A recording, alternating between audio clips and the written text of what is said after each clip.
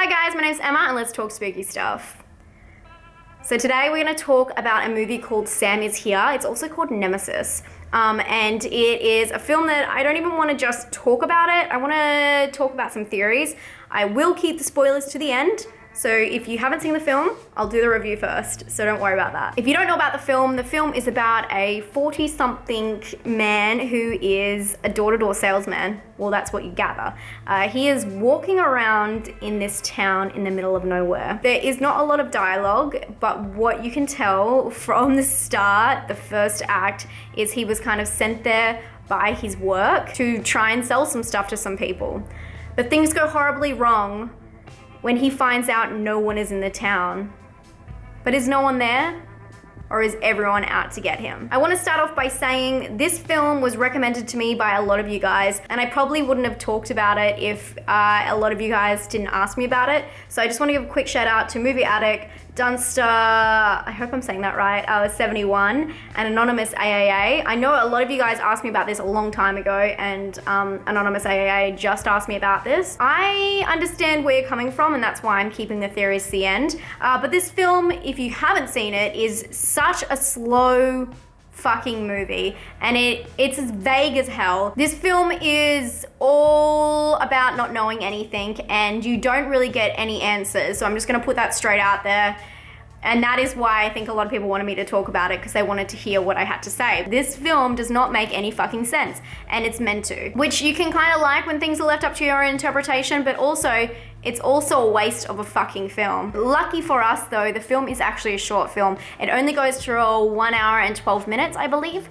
And it is extremely slow for at least 30 minutes of that. I believe I was looking at the actual counter when the first thing actually happened, and it was 30 minutes in. It really took all my might not to fast forward a lot of it. It is a lot of landscape, sweeping shots, think, The Void, sweeping shots. I don't know, there was just a lot in there that didn't have to be in there for such a short film, which made me feel like the ambiguousness of it didn't make any sense because they had enough time to explain what they needed to.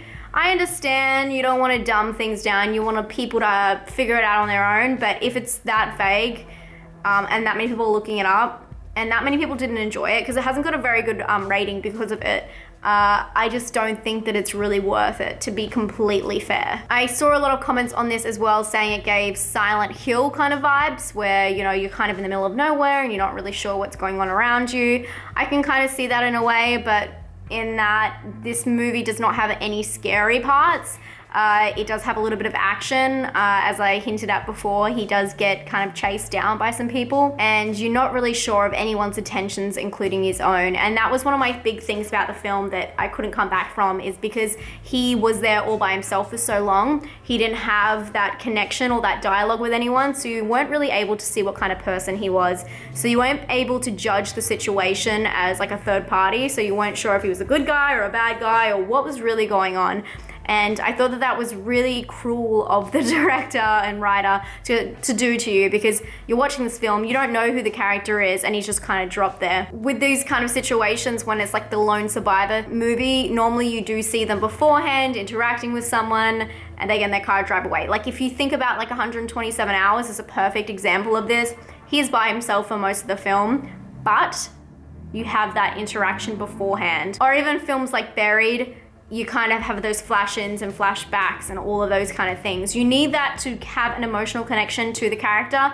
And if you don't have an emotional connection to the character, good or bad, what is the point? You don't care. And because nothing at all was spelled out, you really just didn't care. I did find the first, 10 minutes of this film quite intriguing. I shouldn't even say 10 minutes really. It was kind of 10 to 20 minutes because another pet peeve of mine was the fact it had one of those things where the title sequence took forever, and I'm just so over, especially films that are so short, having a 10-minute title sequence. It annoyed the fuck out of me, I have to be completely honest.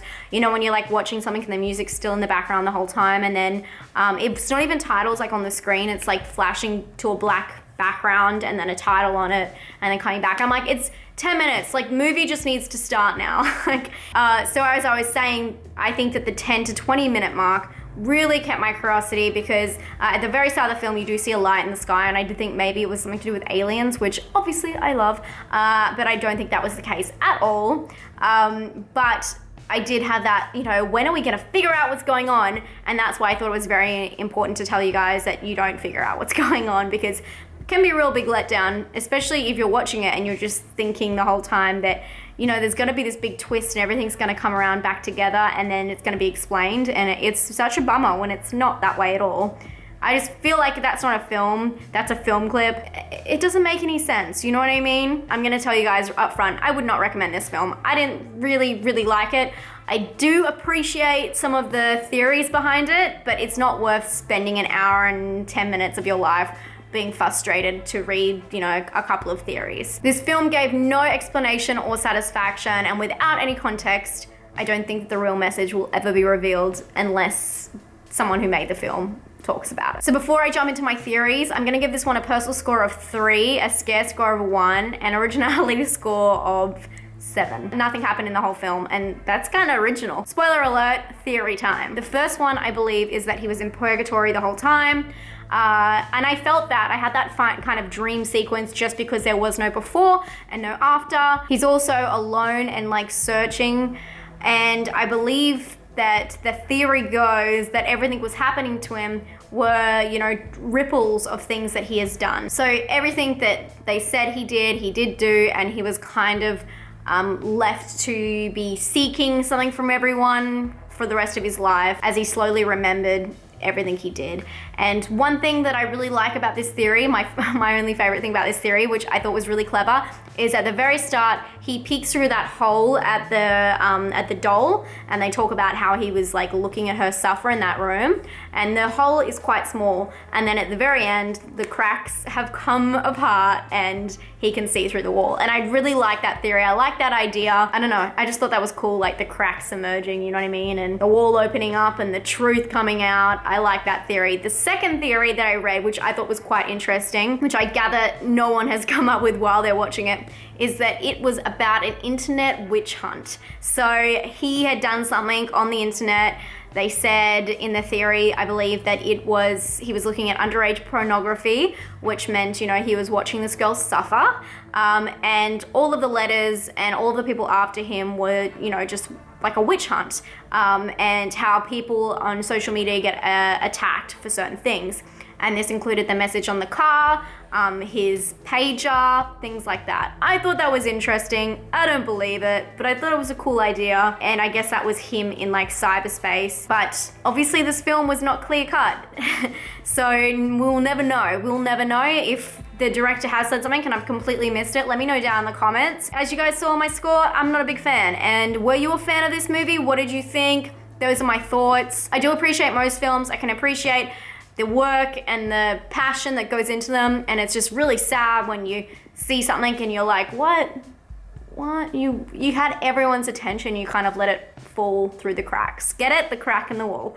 Anyway, let me know what you guys thought about this film down in the comments. I'd love to hear your thoughts. Make sure you put a spoiler. If you are going to spoil it, just write spoiler. I can't wait to read your comments. Okay, bye guys.